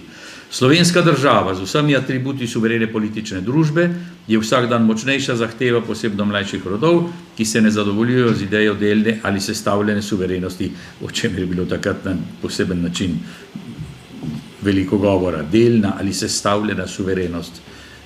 Nerazumljivo pa vendar. Uresničitev slovenske državne samostojnosti je tudi edino, nadaljujem s citatom, kar bo moglo varovati slovenski narod pred raztopitvijo ali izginitvijo v narodni integraciji z drugimi južnoslovanskimi narodi.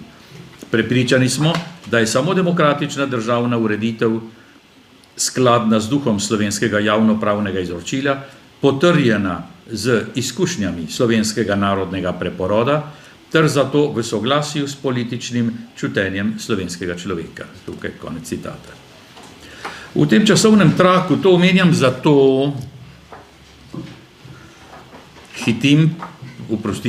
hitro berem, zato da bi...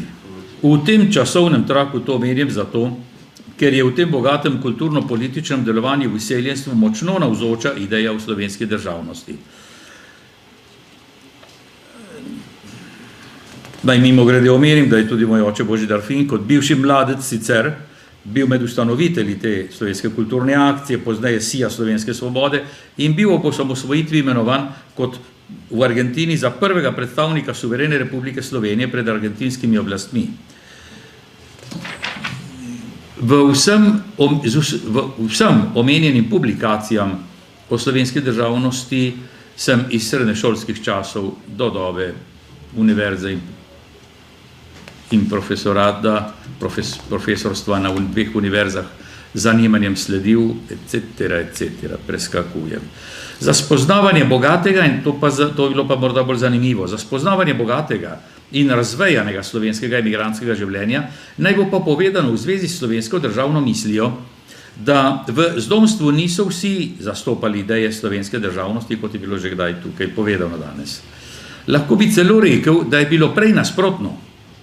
Uradna linija vodstva zgodovinske SLS, ki je šla v diasporo, je ohranjala tradicionalno nekdanjo Koroščevo zamisel o Sloveniji kot članici demokratične in federirane Jugoslavije. Glavni vodja te linije je bil dr. Miha Krek, nekdani član jugoslovanske kraljeve vlade, ki je odšla v eksil ob napadu Osi in ki je v emigraciji po vojni živel v Združenih državah. Oni njegovi so menili, da morajo slediti mednarodnim utrjenim politikam tako Združenih držav kot Zahodne Evrope o enotni Jugoslaviji in da je zato iluzorno že samo misliti na kako možnost samostojne slovenske države. Velesile in njihovi interesi so zagovarjale Jugoslavijo in to ves čas še do trenutkov osamosvajanja. Spomnimo se samo politike Združenih držav in državnega tajnika Bakerja še sredi naših osamosvojitvenih dogodkov. Jugoslovanska zamisel je izhajala iz svetovne ureditve še pred druge svetovne vojne. Po njej je bila dodana bolj učinkovita organizacija Združenih narodov. Svet se je pa razdelil ideološko. Če je torej dr. Korošec pred vojno in v skrajno nestabilni Jugoslaviji delal pametno in skušal doseči izpolnitev slovenskih interesov vse do leta 1940, v jugoslovanskem okviru pa ni bilo nujno, da mora biti vedno tako. Treba je bilo iskati in delati na podlagi novih idej in niti ne tako novih in novih možnosti, ki se lahko pojavijo. Sam sem v zadnjih letih, še pred osamosvojitvijo iz izseljenstva, v tej smeri o tem govoril dvakrat.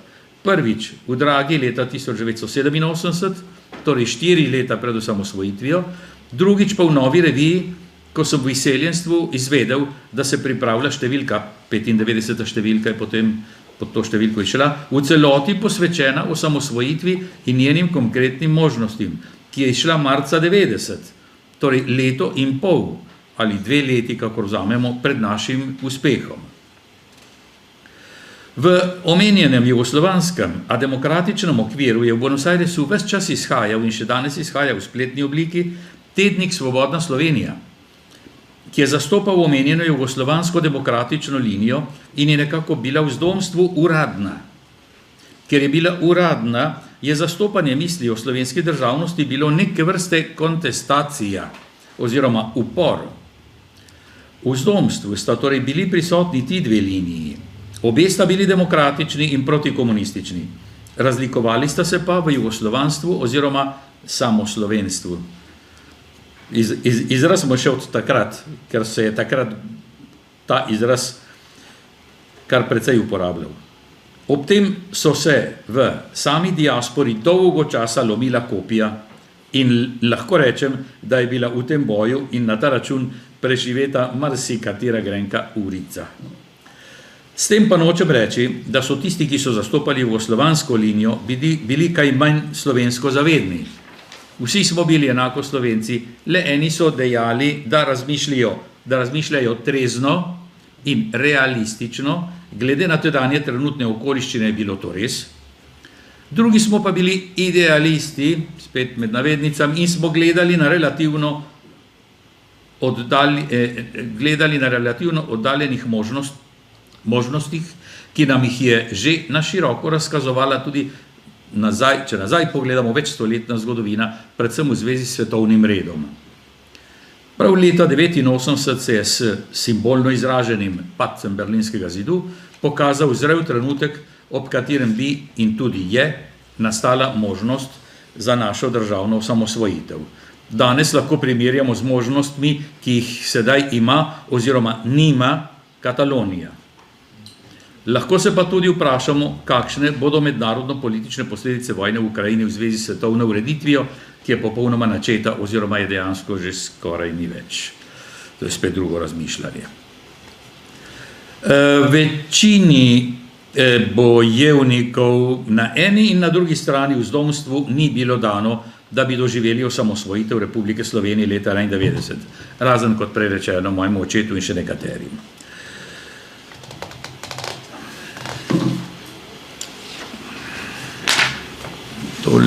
To lahko spustim, ker je bilo tukaj govora o žebotu.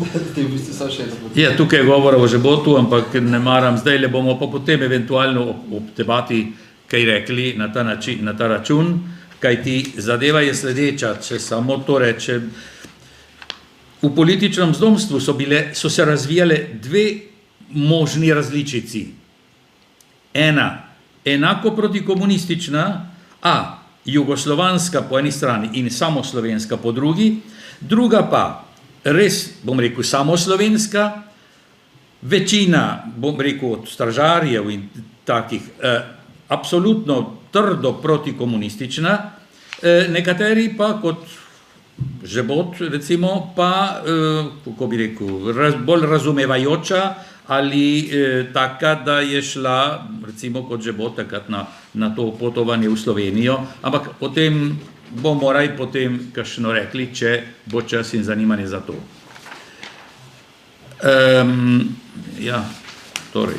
Za konec naj omenim samo še izkustveni sociološki vidik, ki je tudi pomagal pri utrjevanju te zavesti, namreč zavesti slovenske državnosti v zdomstvu.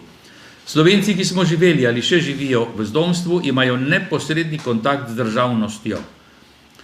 To se še posebej jasno kaže v Ameriki, severni ali južni. Države, v katerih živijo, smo živeli, so vse neodvisne, samostojne, suverene, pa veliko je poveličevanja te samostojnosti. V šolah mnogo učenja o zgodovinskih dogodkih, slavnih bojih in o vsem procesu osamosvojitve. Tudi ko je govora o simbolih države, je to močno navzoče. Politična navzočnost v svetu, športna, znanstvena, kulturna, zastava, himna, roka na srcu, takole v Severni Ameriki, oborožene sile. Skratka, država je nekaj nadvse važnega in bistvenega v življenju prav vsakega prebivalca, ki jo zato čuti kot del sebe.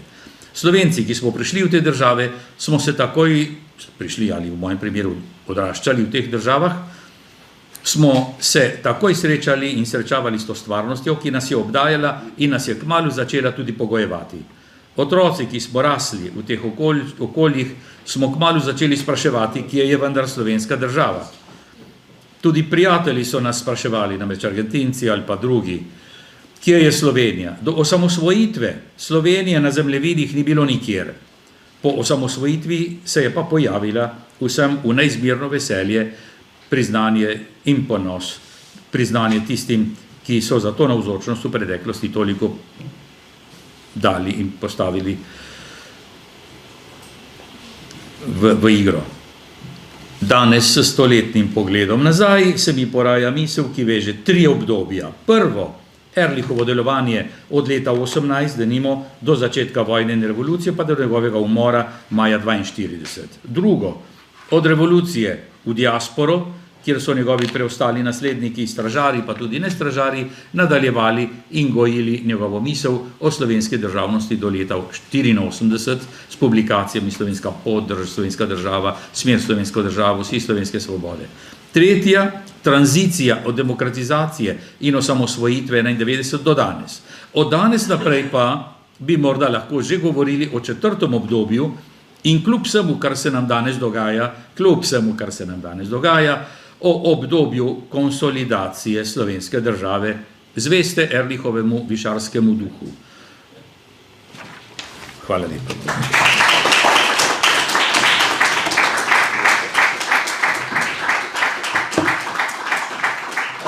Najlepša hvala dr. Andreju Finku za izredno zanimiv referat, tudi deloma obogaten z lastnimi izkušnjami. Sedaj pa pred mikrofon vabim gospoda Iva Jevnikarja, publicista iz Trsta in upokojenega novinarja, časnikarja. Predstavil nam bo misel o slovenski državi med političnimi begunci v Trstu. Prosim. Lep pozdrav in hvala za vabilo. Misel o samostojni in neodvisni državi Sloveniji dolgo ni našla plodnih tal na Tržaškem in sploh v sedanjem zamejstvu v Italiji. Odločnih zagovornikov tako imenovane zahodne demokracije z večstrankarskim ustrojem, pluralizmom, spoštovanjem vladavine prava, človekovih pravic, gospodarske svobode in socialne pravičnosti, kar vse so si želeli tudi za matično domovino Slovenijo, je bilo veliko, tako med posamezniki kot med ustanovami in mediji. Nekateri, najvidnejši med njimi je bil časnikar in politik Andrej ali Slavko Uršič, so to drago plačali. A glede državne neodvisnosti Slovenije je bilo drugače. Primorski Slovenci, zlasti na Tržaškem, so že pod Avstrijo gojili panslovanska čustva. Bali so se germanizatorskega dranga na Adrija, zlasti pa so zaradi narodnostnih bojev občutili nevarnost italijanskih irredentističnih in nacionalističnih krogov. To ne pomeni, da med Slovenci ni bilo nacionalizma, predsodkov, antisemitizma in podobno, a tu iščemo razloge za vero v večjo jugoslovansko državno skupnost. Imeli so vsekakor slabe izkušnje z imperialističnim in raznarodovalnim početjem Italije. Začele so se vsaj leta 1866, ko so v njen okvir prišli Slovenci iz Benečije in Rezije, proti katerim je takoj stekla javna in načrtna asimilacijska politika. Nadaljevala se med Prvo svetovno vojno na zasedenih ozemljih in pa po njenem koncu, ko je kraljevina Italija pridobila Kanalsko dolino, Goriško in Tržaško ter še lep del slovenske zemlje tja do Rapalske meje iz leta 20. Sledilo je obdobje nasilnega, celo zakonitega raznarodovanja v času fašizma in grozljive druge svetovne vojne. Proti koncu svetovnega spopada se je začela znana tekma za Trst, v kateri so krvaveli tudi borci iz vse Jugoslavije. Prva povojna leta pa so bile čas trdih prizadevanj za pravičnejše meje, nato čas zahtev po pravični manjšinski zaščiti, pri čemer je slovenska skupnost računala na podporo, navednice, močne Jugoslavije. Ideal o samostojni in neodvisni Sloveniji je v času železne zavese, hladne vojne in vsemogočne ozne oziroma udbe v sedanjem zamejstvu v Italiji živel pri redkih posameznikih kot pobožna, težko uresničljiva želja, vsaj v času obstoja komunistične diktature v Jugoslaviji in Sovjetski zvezi, za kateri nihče ni pričakoval skorajšnjega konca. Odločnejši so bili predvsem nekateri politični emigranti, ki so večinoma izhajali iz akademskega društva Straža. Markanten zagovornik samostojne države pri nas je bil tudi časnikar Mirko Javornik, ki je z njimi sodeloval, čeprav ni bil stražar. Večina se je v Gorici in Trstu ustavila le kratko obdobje in nato nadaljevala pot v Severno in Južno Ameriko. Javornik se je izselil v Washington novembra 60.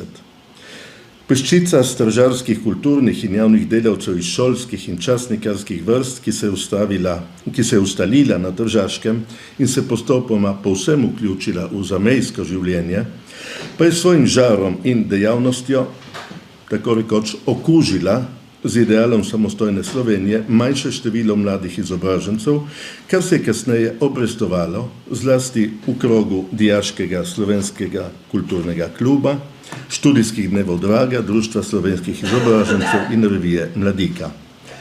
Nekdanji stražari, ki so se na Tržaškem zasidrali in so uveljavili kot javni delavci, so bili profesori Jože Peterlin, Vinko Beličič in Max Šah ter časnikar Matej Poštovan.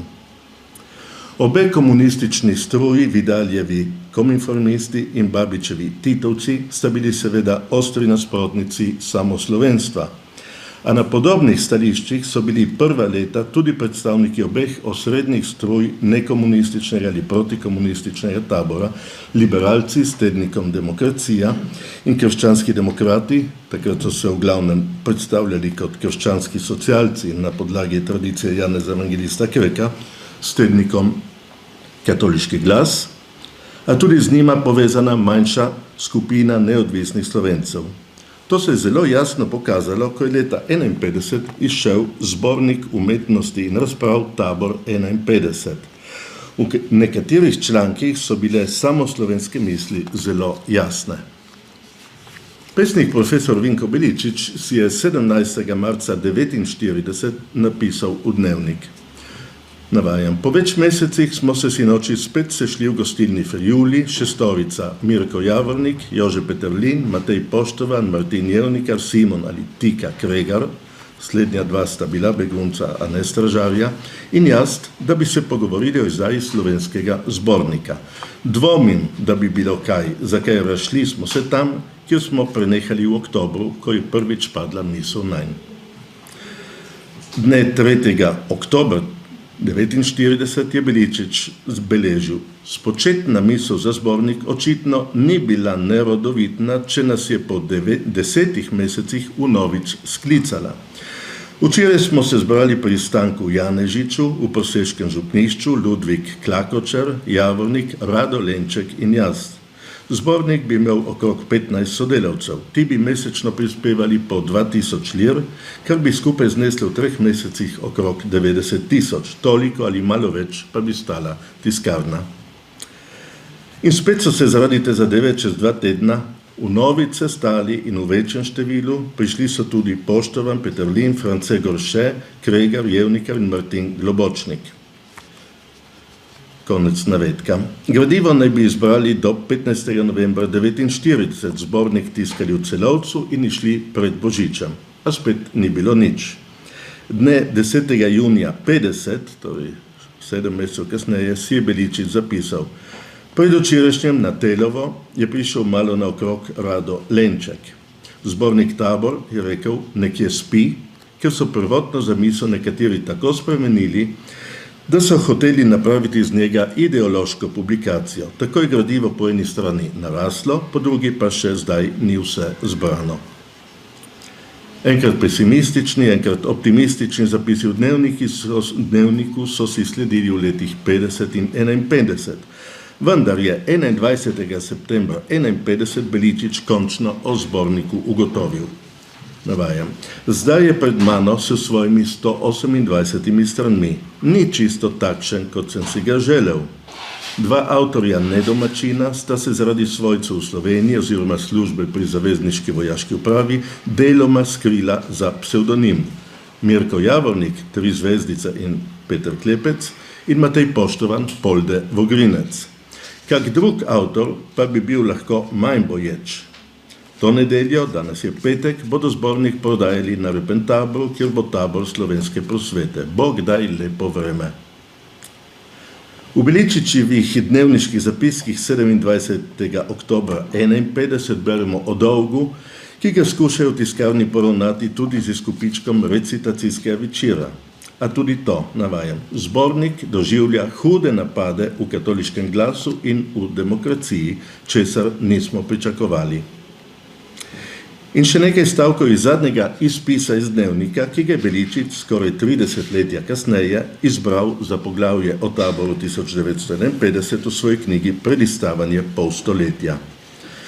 Dne 16. decembra 1951 je zapisal: V mrzlem in pustem nedeljskem popoldnevu sem si zaželel nekaj vedrine in šel v prosvetni dom, kjer je Tržaško narodno gledališče igralo Nušičevo gospo ministrico.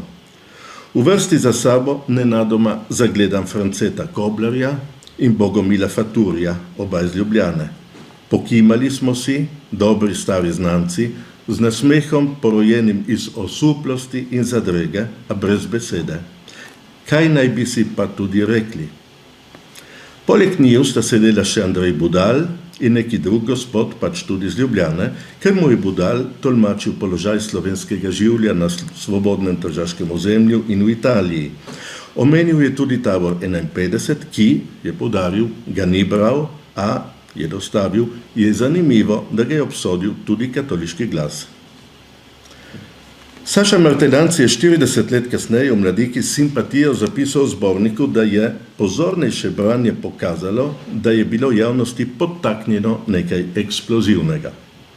Dejansko sta vso pozornost pritegnila dva članka, Nova pota in Slovenski položaj 1951, ki ju Mirko Javornik ni podpisal svojim imenom. Publikaciji sta dala tako izrazit pečat, da je bil skoraj ves preostali kulturni in leposlovni del uglednih sotrudnikov deležen majhne pozornosti. Kot je zapisal Martelanc, vsi sodelavci niso vnaprej poznali vseh prispevkov in kak posameznik se je kasneje celo od njih distanciral. Javornik je odločno kritiziral ne samo totalitarne oblasti v Jugoslaviji, temveč tudi kot nenačelne, predvojne katoliške in liberalne politike, pa še Narodni odbor za Slovenijo, ki ga je v zdomstvu vodil bivši minister Miha Krek, in še tržaške, zlasti liberalne politike. Opisal je tudi pobude Gibanja za slovensko državo v letu 50. Odločno je zapisal, citiram: Bodočnost Slovencev je samo združitev v samostojni slovenski demokratični narodni državi, prostovoljno vključeni v skupnost svobodne Evrope. Usojeno nam je, da moramo kot posamezniki in kot celota živeti le kot Slovenci. Vsak zase bomo lahko živeli kot ljudje, le če bomo živeli kot narod. Če se hočemo kot narod in kot ljudje ohraniti, moramo najprej za vso slovensko skupnost doseči svobodo. Bistvo svobode je v tem, da je človek sam svoj gospodar. Bistvo narodne svobode pa je, da je narod gospodar svoje usode.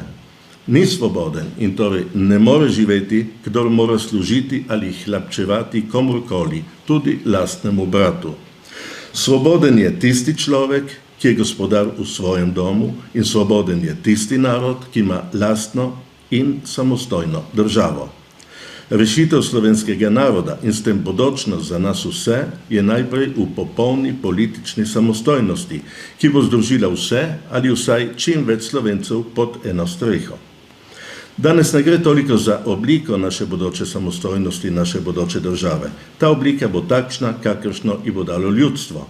Danes gre za to, da se sleherni Slovenec ne živi v svobodi ali v jarmu, najprej živo in nepreklicno zavete nujnosti in tega neizogibnega pogoja za naše bodoče življenje. Hiša raste iz temelja, drevo rase iz korenin, narod pa iz svobode, katere edina stvarna in bodočnost dajajoča oblika je državna samostojnost. Konec navedka. Kot je bilo že omenjeno, sta oba, takrat sta se imenovala demokratična tednika, na različne načine izrazila nesoglasje z vsebino obeh navedenih člankov. Sledila je še uradna obsodba vseh treh slovenskih tržaških nekomunističnih strank s simboličnim datumom 29. oktobra 1951, navajam. Pred kratkim se je pojavila v Trstu publikacija pod naslovom Tabor 1951, zbornik umetnosti in razprav, v kateri se razglaša in brani naziranje, da je Jugoslavija kot politična državna enota umetna tvorba, ki ne glede na to, kakšen režim v njej vlada, nosi v sebi trajne kali razpada. Slovensko ljudstvo more, po mišljenju Tabora, kakršnokoli Jugoslavijo le odklanjati in sovražiti, ter se truditi, da na njenih razvalinah osnuje neodvisno, samostojno in suvereno državo. Naše ljudstvo na tem ozemlju zavrača vse take in podobne poizkuse razkolja temeljev slovenske samobitnosti, ki je v majski deklaraciji leta 17 srečno našla svoj dokončni zarodek in ki daje najboljša jamstva za zaščito gospodarskih, duhovnih in narodnih koristi vsega slovenskega naroda. Zato smatrajo predstavniki Slovenske demokratske zveze, Slovenske krščansko-socialne zveze in skupine neodvisnih Slovencev za svojo dolžnost izjaviti, da, vse v majuskulah, take politične zastove in izbruhe v Taboru najodločneje odklanjajo in obsojajo. Obsodbo izrekajo v imenu svojih strank ter skupin in vseh njim priključenih organizacij. V Katoliškem glasu v komentarju k samoobrambnemu pismu uredniškega odbora Tabora 51 lahko preberemo še besede, ki se nam danes zdijo premalo dalekovidne. Priobčujemo sledeči zagovor uredniškega odbora zbornika Tabor, ker smatramo, da ima vsakdo pravico, da pove svoje mnenje. Pri tem pa vnovič poudarjamo, da so v zborniku politične razprave, ki dajejo celi publikaciji propagandistični namen. S temi razpravami se ne strinjamo, ukolikor z veliko animoznostjo zastopajo nove državotvorne teorije za Slovence v bodočnosti, o kateri smo prepričani, da so za nas pogubne. In tega nas ne bo nikoli sram. Vsekakor je ostra polemika odmevala v Slovenski krščansko-socialni zvezi, njeni kulturno-prosvetni organizaciji Slovenski posveti, Društvo tržaških duhovnikov Duhovski zvezi, uredništvu Katoliškega glasa. Prevladalo je protistražarsko stališče, vendar se agilnim in delovnim javnim delavcem iz njihovih vrst niso mogli odpovedati. Tajnik Slovenske krščansko-socialne zveze, duhovnik Peter Šorli, naj bi v razgovoru o stražarjih še pred izidom Tabora 51 Engelbertu Besednjaku, ki mi je seveda nasprotoval, položaj takole razlagal. Prešibki smo in premalo nas je pojasnil, da bi se cepili.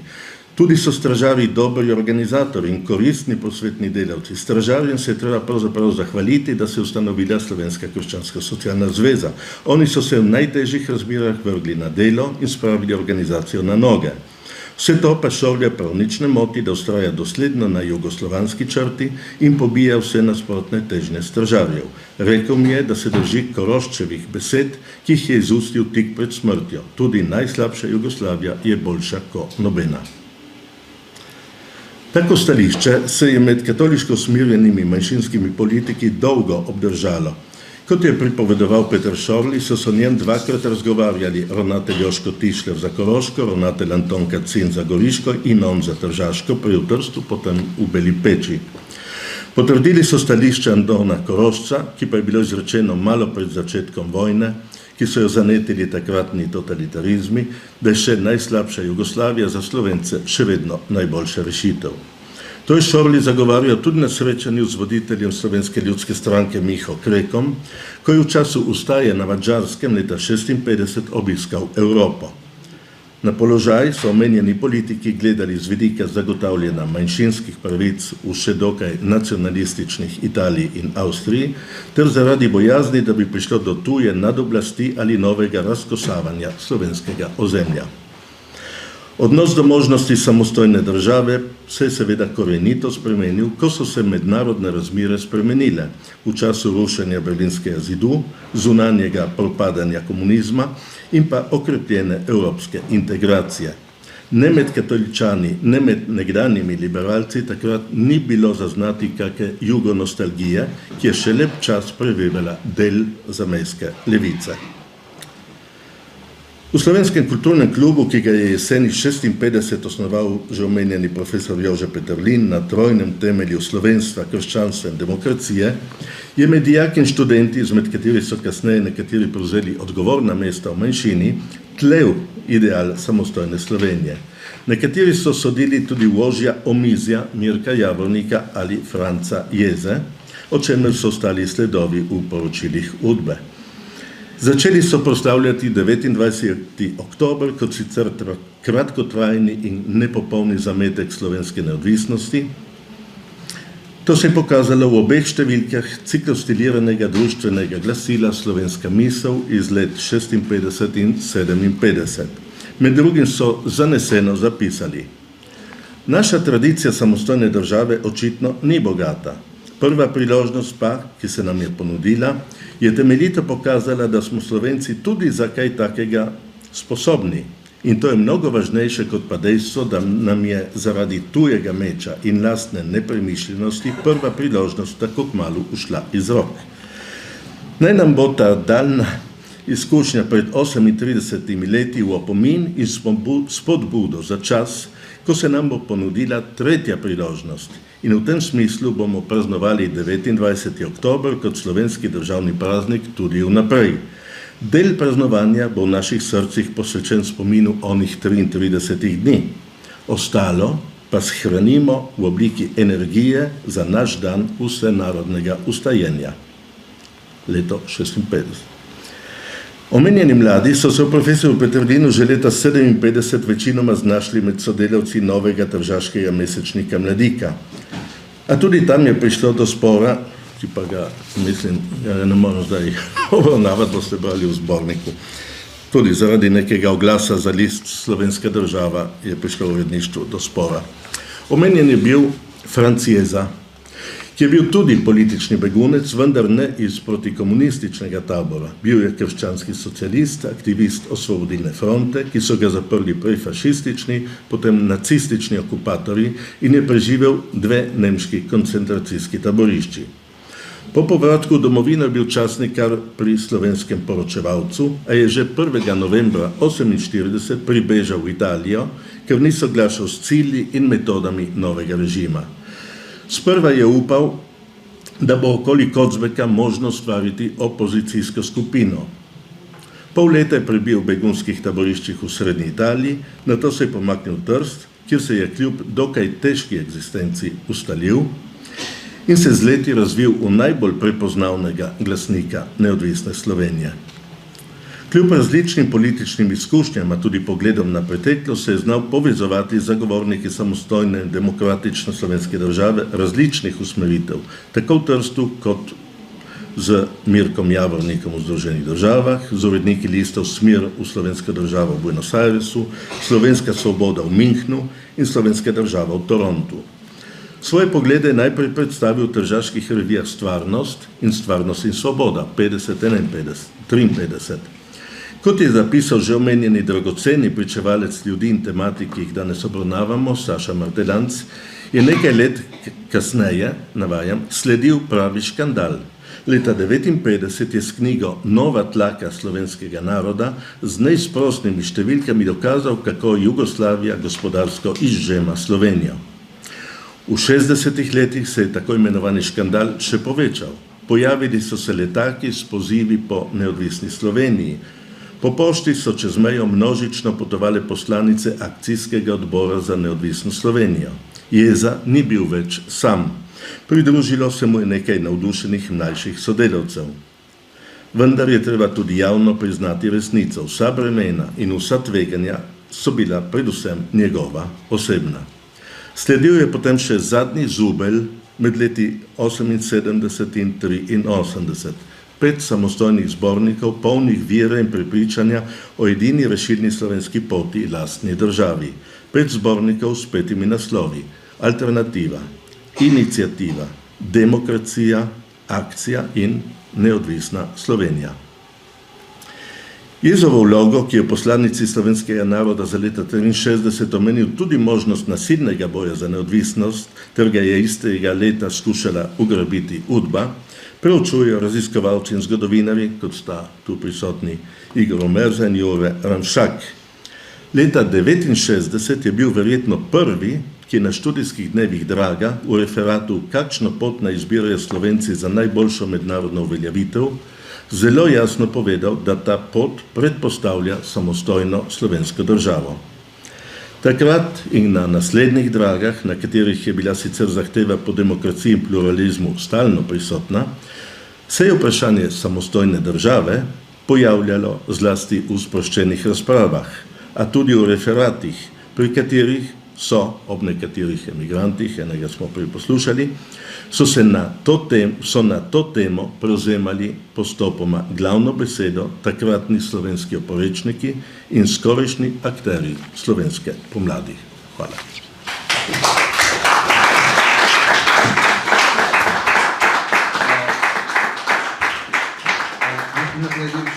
S tem smo za referati končali tudi prvi panel in na vrsti je razprava o slišanih referatih oziroma prispevkih.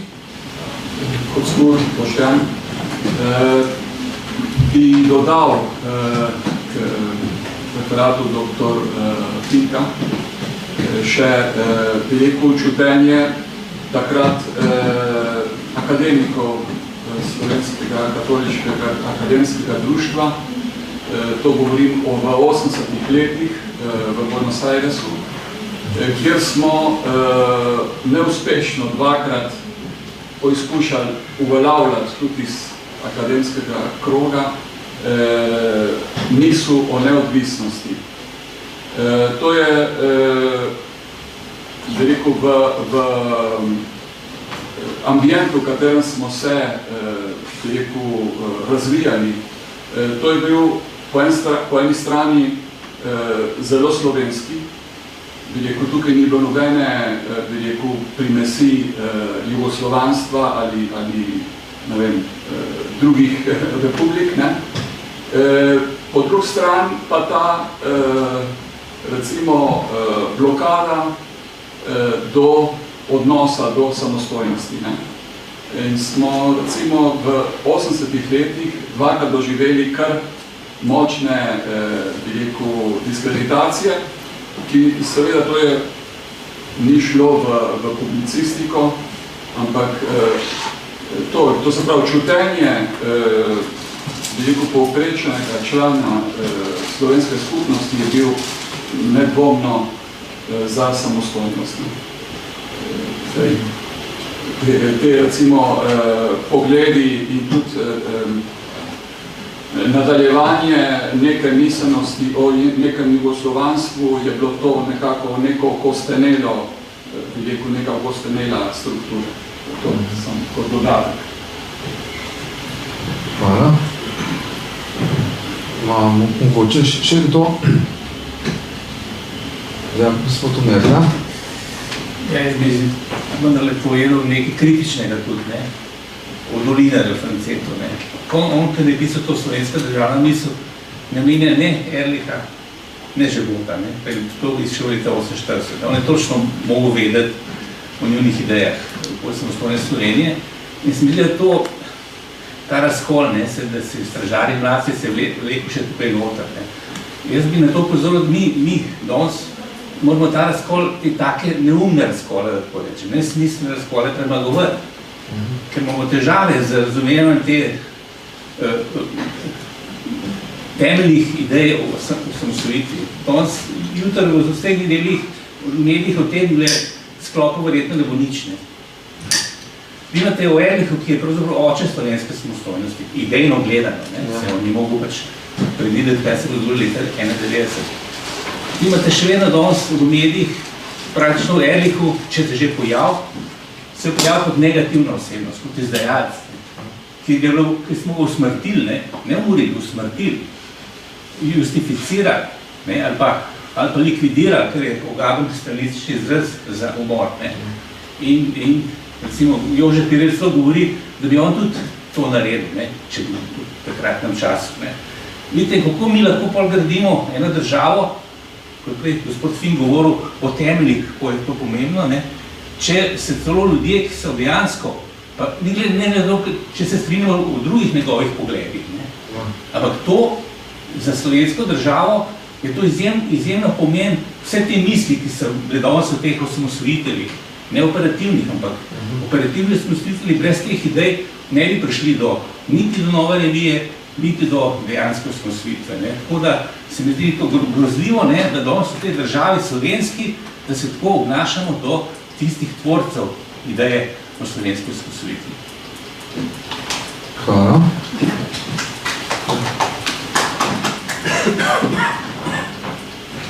Ja, gospa.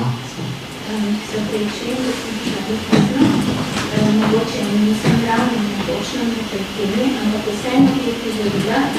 Moj oče in naša rodina so Primorci iz okolice Krsta, moj oče ima na Krstu. In sem poskušala v knjigi, ki mi je oče pomagal zapisati, ker je pripovedoval zgodbe svojega resničnega življenja mojim 10-letnim sinom, kot pripovedke zgodbe za lahko noč, ampak so dokumentirane in resnične. Naslov ima sicer 9 knjig, pa to ni otroška knjiga. Podnaslov je Strsta v Maribor, pobeg primorske družine pred zmajem fašizma. Hočem samo na kratko to povedati, da smo Primorci kot moja družina, dedkova pravzaprav, od leta 19, ko so zdržali Maribor pred fašizmom, ki je že začel, staroči je bil policaj v Trstu, potem je bil pa rezervni vojak v vojski Rudolfa Meissnera. In torej, da je pobegnilo v Maribor okrog 30,000 Primorcev. Če ne bi takrat pobegnilo 30,000 Primorcev, zelo zavednih, res pravih domoljubov, v Maribor in okolico, najbrž Maribor ne bi bil naš, ker imam tudi zgodbo, kako Štutarski je bil Maribor v tistem času. Najlepša hvala.